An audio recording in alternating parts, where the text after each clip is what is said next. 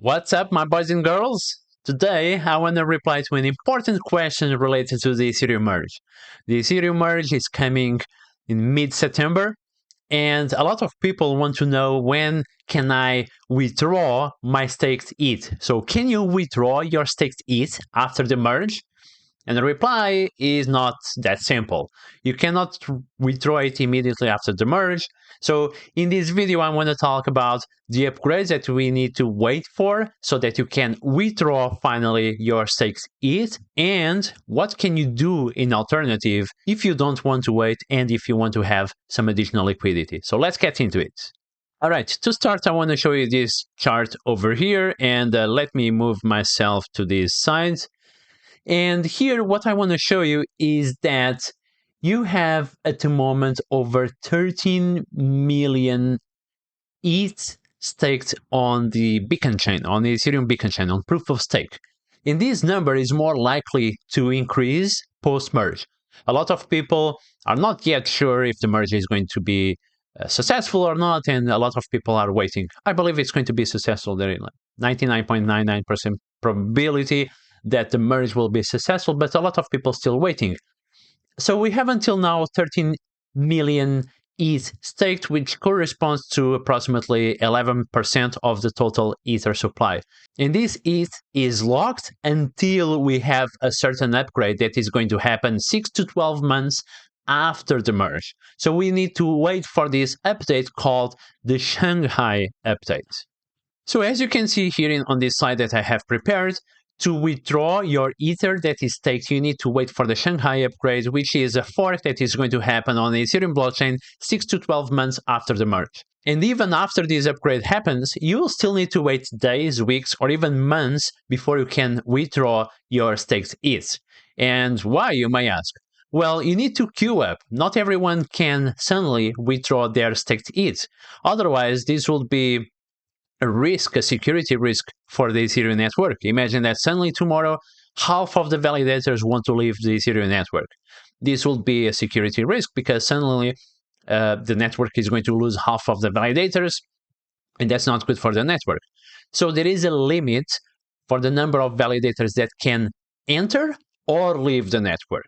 And this is also important, by the way, for security reasons. Imagine that someone attacks the network. This person that attacks the network will take time to leave the network. So in the meantime, the attack will be discovered and this person can be slashed, so they can lose part of their funds. But anyway, what you need to know is that there is a maximum of 6 validators that can leave for each 6.4 minutes. So the beacon chain and the Ethereum chain, basically post-merge, will be divided in epochs of 6.4 minutes, which correspond to 32 blocks of data. So every 32 blocks, meaning each epoch, 6.4 minutes, 6 validators can leave the Ethereum network. So if you do some calculations, this is actually around 1,400 validators that can leave the network per day. And please consider that at the moment there is over 400,000 validators on the Ethereum network. Only 1,000 something can leave the network every day, meaning that if you have, let's say 10%, 40,000 validators that want to leave the network, it will take maybe around 2 months for them to leave the network. So yeah, you cannot leave immediately. You need to wait for the Shanghai upgrade, and you need to queue up for that to happen. All right, I hope this was useful to understand when can you leave the network as a validator. Now, you may ask, okay, what if I don't want to wait for all this time? Well, you can use platforms like Lido Finance and Rocket Pool, and they provide staking as a service. They provide liquid staking, and you can deposit any amount of Ether. You can deposit 0.5 Ether, 1 Ether, 5 Ether.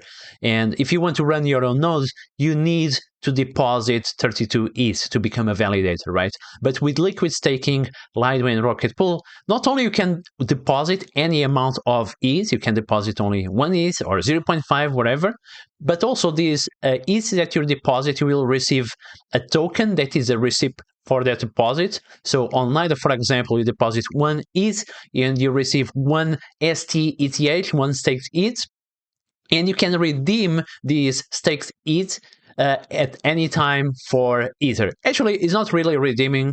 You can sell it in exchange for ETH. So this is a good alternative if you want to stake only for a short period of time. Let's say you have some ETH and you want to stake it only for a month or so.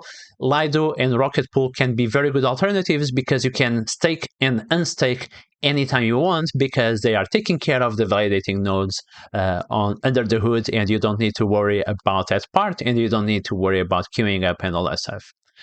All right, I hope this video was clear. Let me know if you have any questions in the comment section. Give it a like and subscribe and bling bling bling and notifications and so on, and I'll see you next video.